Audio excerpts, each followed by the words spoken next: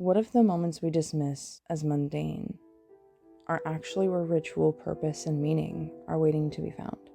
In the busyness of everything going on in our modern world, how can we learn to see them? Sometimes there are just so many moving pieces in our daily lives that finding a moment of peace to create a ritual space can feel like forcing ourselves to give up on other aspects of our lives. Let's just jump into um, the idea of how many moving pieces there are and how often it feels like you have no time. Like there is just this restriction of time and capability and either motivation, or it's literally that you are like, I have 20 minutes today and out of all of the busy things that I need to complete, or I'm not going to complete the other tasks that I needed to accomplish today. I think a lot of the time it's genuinely that we are overworked and overstressed, and that burden is a cognitive bear. It's something that we're holding consciously even when we're not thinking about it, because you're worried about this or that, or you have to think about your next deadline, or you're going to go into work at this time the next day, and that's like the forefront of your brain. It causes you to be, instead of present in the moment, you're maybe dismissing or not feeling like you want to go, or already kind of formulating a thought in your mind about how it's going to be. Or you're just actively in the thought mode of getting ready for work in 2 hours and how much time do you have, and you're trying to maximize what time you're given before that deadline hits. Or it could be escapism because the dread of returning to work that day or filing an obligation is too much at that moment, and then the time evaporates, Yeah. and it's gone all the quicker. Right. And a lot of the time, having that consistently kind of droning over you eventually creates a sense of purposelessness. You think, why am I even doing this? Well, and that listlessness can almost be suffocating in a way, because it feels like stagnation, but it also feels like a million reasons why it won't change. And it becomes stuck in a cycle. There's so many projects that I've wanted to start that I've never set aside money for, just because the idea of putting money into it is just such a hurdle for art. But then that just becomes another thing that is blocking me from being able to find a new thing that I can just ground myself with and get lost Yeah. Yeah, I feel like a lot of the lifestyle changes that create the possibility for that time moments that you can create growth rather than feeling like you're stagnating is taking a different approach, a different perspective, thought on like what you're doing and how you're going to do it, what you think about what you're doing. Because, for example, if you're somebody who doesn't like doing a specific chore, you can always phrase it to yourself in a way that makes that chore sort of a pleasure to do. And it's not like faking it till you make it. It's more of the idea that you're ritualizing and creating gratefulness around the tasks that you're able to accomplish, because many people might not even be able to do that thing, let alone feel bad about being able to accomplish it. but how good a house feels after it's been freshly cleaned. There's those little moments where even if you don't like the task, the noise of the vacuum is n- never great, but there is some aspect of the task that can often be found to be pleasurable. If you don't like doing the dishes, it still feels nice to submerge your hands under hot water and to feel just running water across your skin. It's within itself, it holds its own catharsis. Yeah. And even if you hate the act, there's still good qualities about it, and focusing on those small moments help make it less of a chore and more of something that you're appreciating doing, even as you're doing it, and you know that it's only going to get better when it's done. Also, thinking about your time differently, and it can sometimes be in relation to taking a moment in the morning, like give yourself 5 more minutes when you wake up, just so that you can do something additionally for yourself before you get on with your day. Or sometimes it can be as simple as like a nighttime routine. Routines play a really big role in one's ability to capture time, because time is not linear. It's escapable in very few ways. And it feels like sort of an ungraspable concept to be able to make time, because you can't create it. It's just either observed or not observed. And when you don't think about what time it is for long periods, sometimes that time can fluctuate and it can feel like it's been a long time, or it can feel like it's been a little time, just based on the fact that you weren't actually thinking about what time it was, but instead thinking about what you were doing during that time. Yeah, it's not just tasks, it's routines like stretching and your Tai Chi, making coffee every morning, or taking a moment to just stand outside and breathe air before actually being like, I'm getting in the car and going to work. Taking just time to step outside of the flow, because there's always one thing to do after another, and then it's easy to go straight into, I mean, I'm very guilty of this, but straight into a form of escapism, and then resting there. And that is rest in its way, but there is so many times that minutes will be missed and time will move quicker because you're engrossed in a show. And yes, that could be time that you're doing other things, but you also need to give yourself time to rest and time to recuperate and to feel comfort. But it's really hard when you don't have the time to seek that comfort, to be able to not just focus on completing the goal, going home at the end of the day, climbing into bed, or getting on your lunch break, and just pulling yourself away from that future thought and just trying to exist in the now. It can be really hard to stay present, to be with somebody, especially if you're in that moment, if you're in that place where you're thinking, I just need to get home, I just want to go lay in my bed, I just need to be done with this day. Or I have to go to the bank after work and I need to Yes. run these errands, Right. and then I have to this, that, and the other. It's a cycle. Yes. Yeah, absolutely. I feel like a lot of the time, especially with the cognitive dissonance of the world, the escape of everything that's going on, it can be easy to, fall into stress patterns, and instead of doing routines that are healthy for you, just doing things that are comforting you. And I think comfort is important, and your body will tell you when you need that deep rest. But you also sometimes need to objectively think about, how often have I given myself comfort instead of do something that's filling my soul? Because you do need that comfort, you do need relaxation. Your body doesn't heal without rest. But if you're only ever resting, then your momentum stays low. And you never get to feel productive. Yes. And sometimes that takes sacrificing working a 9 to 5 job the same way that you have your whole life. Sometimes it takes changing the way that you're looking at how you're earning your money, so that you can create the foundational life that is actually going to give you purpose. Or prioritizing sleep for the physical and mental health of it, Right. over social, over the million other things that could be done. Because a lot of times in our culture, sleep is min-maxed, and there's a lot of times where not a lot of sleep is just what someone does for years. Right. And when you burn the candle at both ends, then the maximum amount of daily energy will deplete quicker when age comes. I think that as you grow older, that just becomes more natural too. You are less inclined to do things that provide you with the emotional, impulsive sort of release. But I think at the same time, that can really take from the experience. In some cases, you will choose to just go home and go to sleep because you're exhausted, instead of doing something that could change your life in a moment, or having an experience that you'll never forget. Missing an adventure. Right. Even for 5 minutes. Yeah, exactly.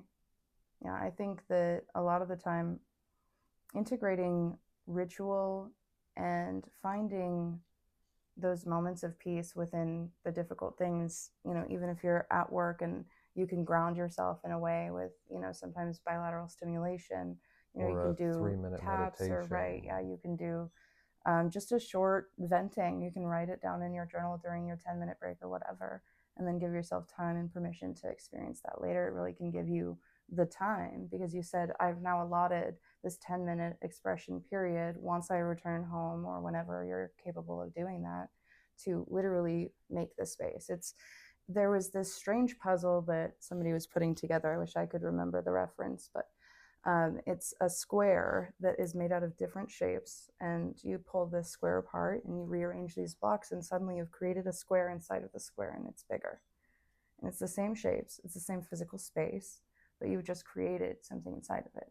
And it's the same sort of basic concept for your time, because you're not really creating the time, but you are. You're in your mind setting aside space for something. And that can be something as simple as sitting down and lighting an incense, or pulling a tarot card.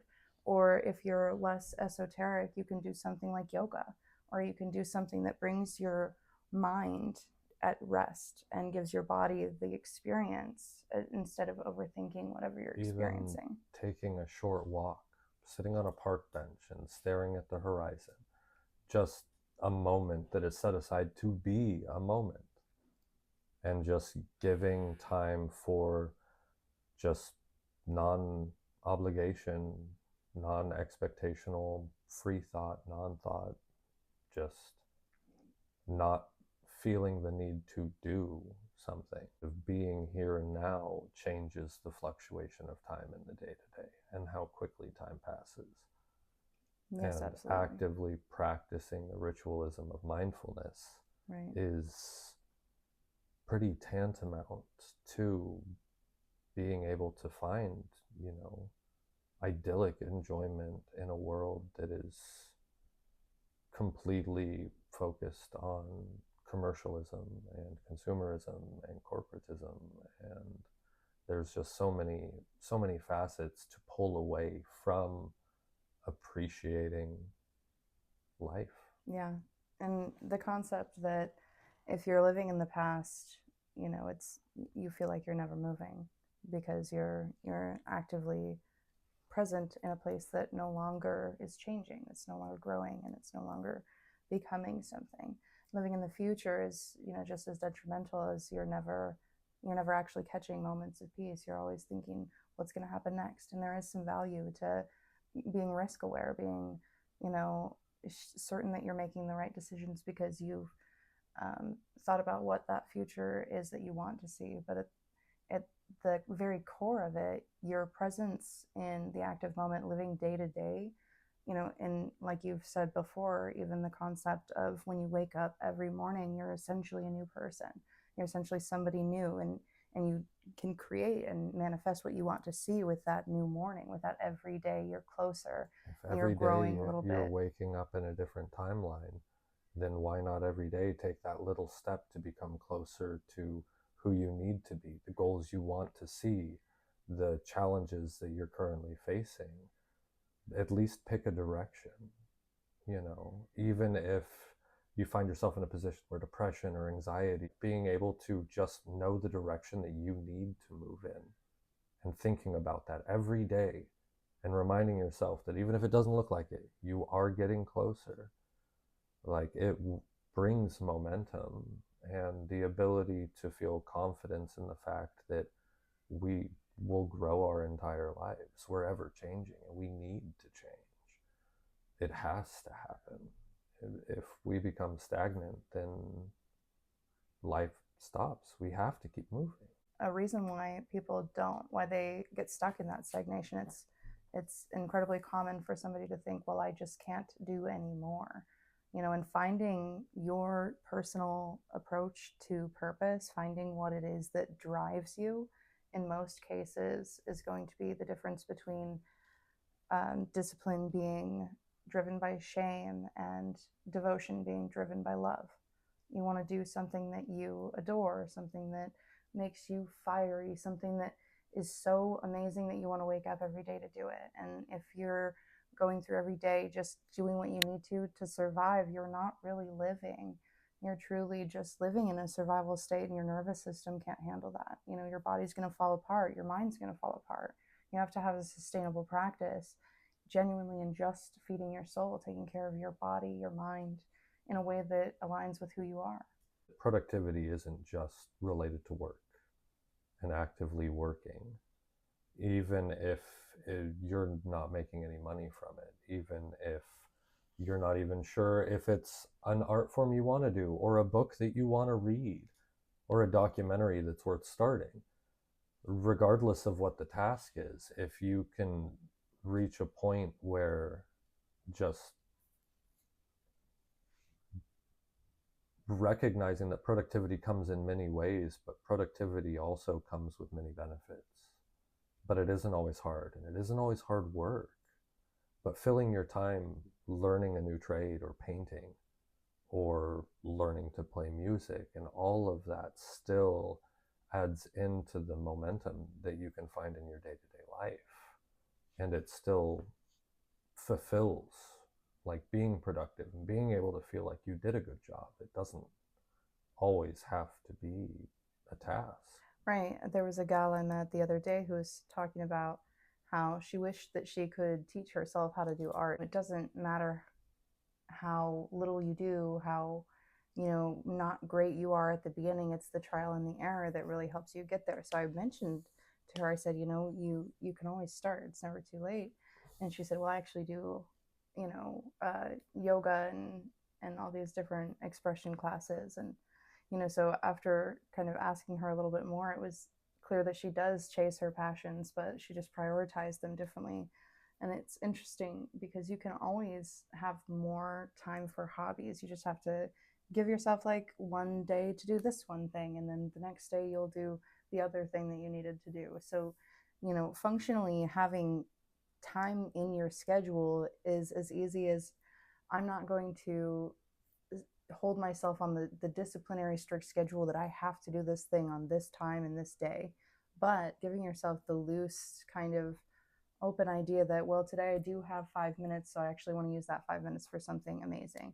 And sometimes you can easily do that, but other times you really need just like to rest for those 5 minutes, and your body will tell you when you get that to that time. It'll say, actually, no, I'm just going to sit here. I'm not going to do something that's extensive to my body or my mind. And it can be a little bit difficult, I think, to navigate when you are working too much. You have to do it to get the money you need to pay your bills and financially succeed.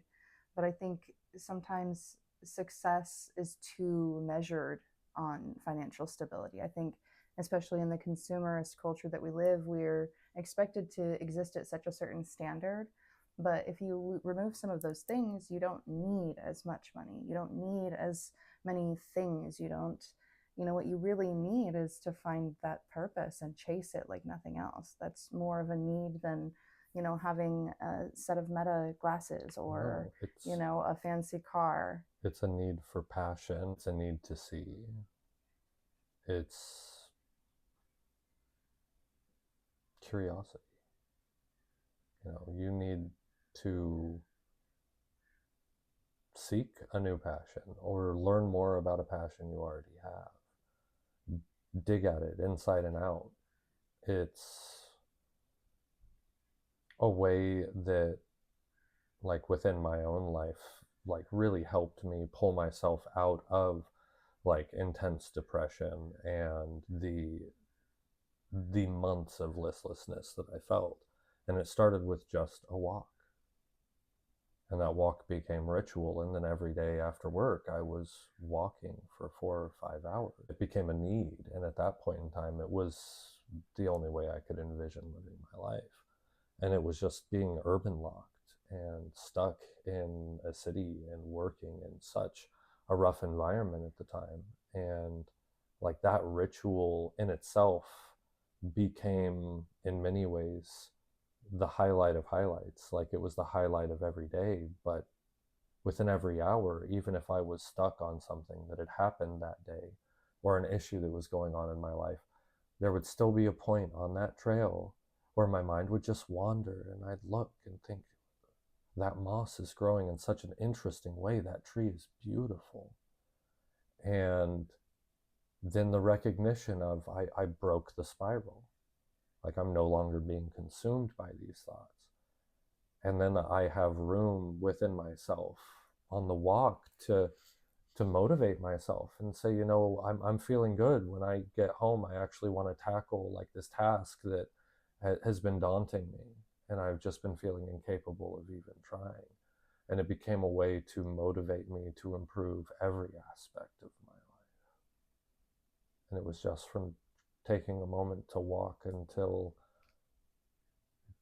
the emotional backlog could actually be heard in entirety, and then the view could be enjoyed.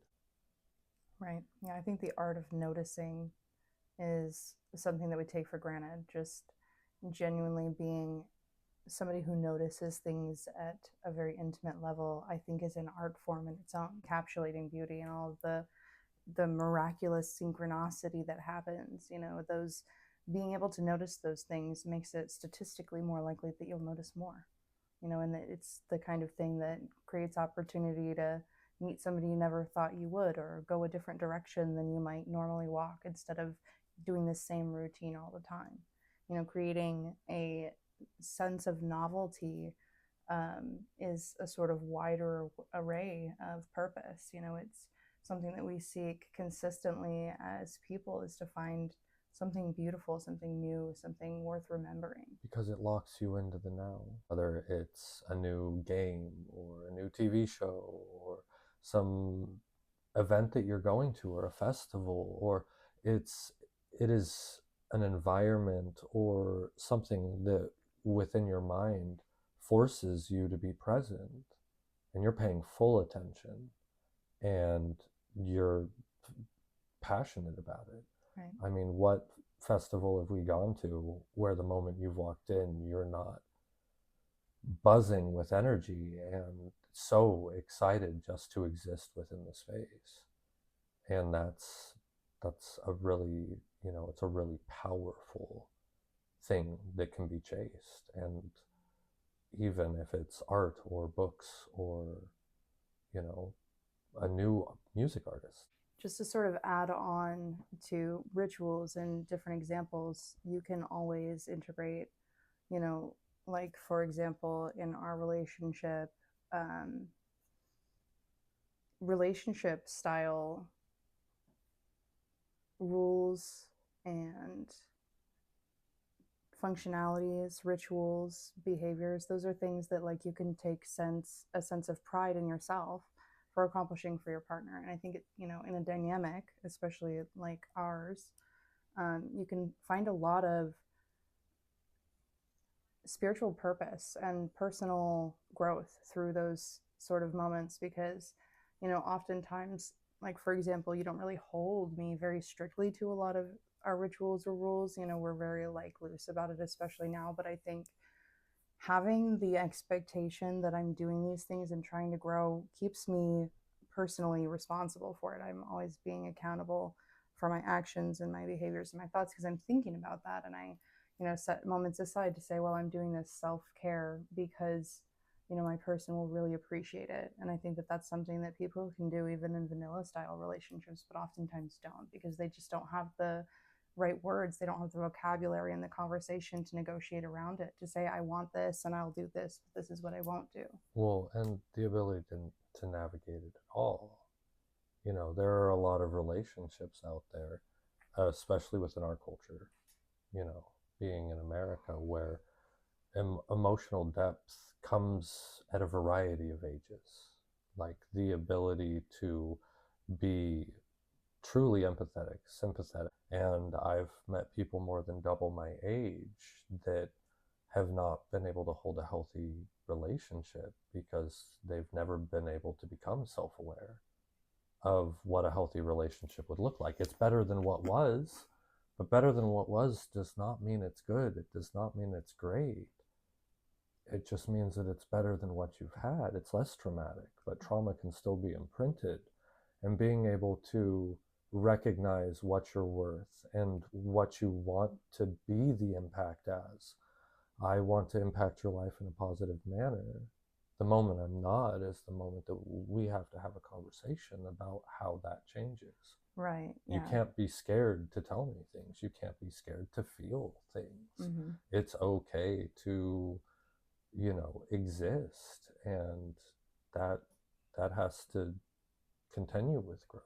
Yeah, absolutely. Well, and there's the conceptual idea that you can only you can only understand and meet somebody at the depth of the level that you've met yourself. I think that that's a really important piece in that, because, especially when it comes to relationships outside of standard dynamics, the oftentimes people will say, oh, well, you can't love somebody until you love yourself. But I find that to be a little bit unfair, especially in, situations where, like everyone, you're growing, you're changing, you're developing. Nobody's ever perfect. You're never going to find the perfect person that's everything you ever wanted. I mean, of course, you want to find somebody that really ignites you and meets you and, gives you the clarity of reason. When you're with them, you're a better person, but at the same time, those growth periods, those pieces of understanding, you have to be able to know yourself at least at a certain level, and you have to be able to expect that you are only going to meet the other person there. If you're not looking at why do I feel this way, why do I want this thing, then you're not going to think, why do they feel that way, why do they want that thing. And so it's not about not loving somebody until you love yourself. It's more so about loving somebody when you're ready to meet them at the same level that you're at with yourself. To consider them as you would consider yourself. Right, exactly. And to give them the consideration that deserves.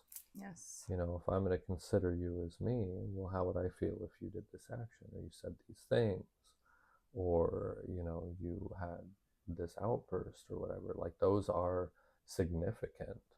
And there's a lot of, I guess, power within the self to be able to reach a point of that, because you can learn to love yourself, but that doesn't mean that you love yourself actively all the time. Right. And it's easy for a million examples. Being in a relationship that turns toxic and you learn to hate yourself, though you loved yourself at the start, but you're still in love with the person who was. Yeah.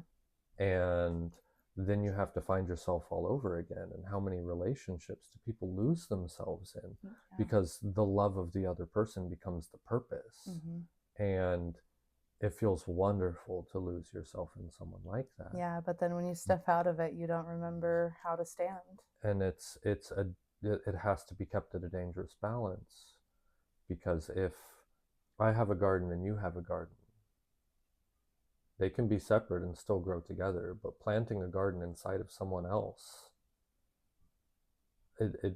you're going to be strangled, or they will be if they're in your garden. People need room to grow without being controlled. It needs to be an open hand. Growth is self-guided, but support is granted.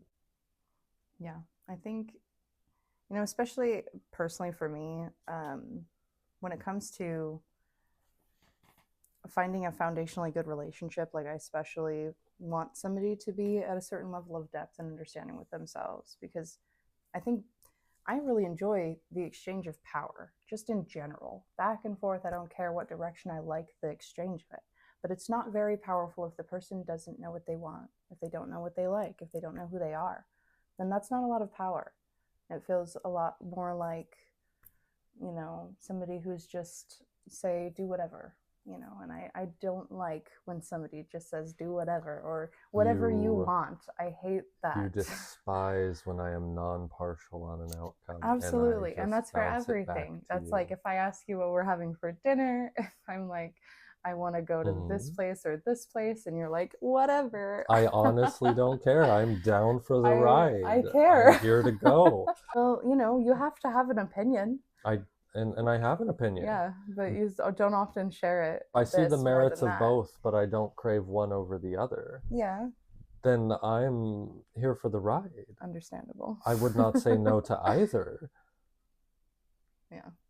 So there are moments where that happens, where it is just literally I'm non-partial, but I know you have an opinion. And I know what that opinion is. Never. And if I'm non-partial and you have an opinion, then we should just do that. Fair. Yeah. I usually But will sometimes just I'm like, actually, no, I don't want to do that. Right. And that's when I don't want to do it. I know how to say no. Yeah. Yeah. Well, drawing back to sort of our purpose statement, and, in that, it's good to find that you are negotiating, you're meeting, somewhere in the middle, and that you find where that equal ground is. I think that especially to do so without creating purpose in another individual, it's important that you're speaking your mind and you're saying what you really want and you express how you really feel. And I think that we do a pretty good job of that, even if it's like sometimes a back and forth about it or whatever. We have the tendency to give and take as much as we need to be able to navigate those kinds of situations. And I think Yeah. that just takes time in most relationships. But it gives room for us to be able to sit down and set ritual time for connectivity, for a conversation, for a walk, for, taking the time out and just finding a hike or doing a task together, like gardening, Right. playing in the woods. And that's how And I'd say that's how we find our time. and That's how we that's make it. and that's where the most connectivity that we find comes from, is when that time is ritualized in a space where we are also both reaching the same kind of meditative headspace Right. of just quality time, no outside noise, just Yeah. I feel like being. having the accountability, having an additional person to be and help you be accountable for something really helps. I think that even if you're not in a relationship or you don't have a really big support system, even just having one person that you feel safe enough in your relationship that you can say, hey, can you remind me of trying to do this thing Or next check me week? on Can this. you, yeah, can you ask me how I've been doing on it? And, get the proper support, the little reminder that you might need. And oftentimes it's just having, somebody who's kind enough to say, yeah, actually, did you remember to do the thing? Or even better, somebody who's going to come over and make you do it, or do it with you, and I Hmm. think that also is an opportunity for connection with someone. But it could also be, a family member. It could be a friend. It could be a coworker Yeah. that you get along with. It could be your Or it's a therapist. reminder in your calendar. Yeah, it's just That says a little note on it. something that can just help re-ground you Right. to Yeah. the purpose that you wanted to have that that week, that month, that day. Right. And so I think to sort of conclude, creating small opportunities, don't always push yourself to do everything at once. Don't expect that you're going to immediately find a resolution or a peaceful mind, or that you're going to feel like you have sudden purpose. It's going to be sometimes just being appreciative and grateful that you got out of bed and you did one thing that was on your list of to-dos, and you did that one thing every day for a week, and then you did one more thing every day for a week, and then slowly that ritual becomes creating time. It becomes observing things in a way that gives you more perception, more wholesome feeling. It makes you walk into your day to day having presence and being aware and finding And purpose. feeling confident in where Right. you stand. Yes. Because even if you're in an environment where you have no control, or you're at work and the dice are being rolled for you, you can still find yourself knowing where you are outside of that. And it allows you to bring a little bit more of that, like, foundational strength when entering in high intensity or overstimulating environments, whether it's a convention or a concert or going to work or even getting on the tram, but being able to still feel, you know, like when you take a good shower and you're feeling fresh and you get yourself dressed and you're heading out, you're carrying that feeling with you, sometimes for the whole day. And just being able to create strong foundational roots like that for a day or for a week or however long you can maintain it. It's like meditating and then keeping that headspace for every minute you can. Right. I do And think it's also important to remark that when you forget or when you fall out of these practices, because it's a pendulum, and especially in esoterics or meditation or anything of the sort, it's you get these feelings and moments of awakening, enlightenment. You feel like, I really know what I'm doing, and then it just disappears. You don't do it for one day, and then suddenly you haven't done it for a month But you have to remember that that's just how it works. That's how you develop and grow. And sometimes you're going to fall back and then step forward again. And it's okay to have those moments and be forgiving of yourself for them. It allows you to see the weight of those actions and to have the motivation to say, no, I really do like the way that this works for my life. Right. And you can come back and assess, and you can say, this is, this is my my growth period. This is how I've come, how far I've come in the last year, or so on. And sometimes it feels like there isn't a lot of progress in a year, but then you consider everything that you've done that year outside of your sort of internal progress, and you think, well, okay, I understand why I wasn't, as present, or I wasn't as living in the moment as I wanted to be. And you can just look forward to the next day, do it every morning with the expectation that I'm going to do my best to create that for myself.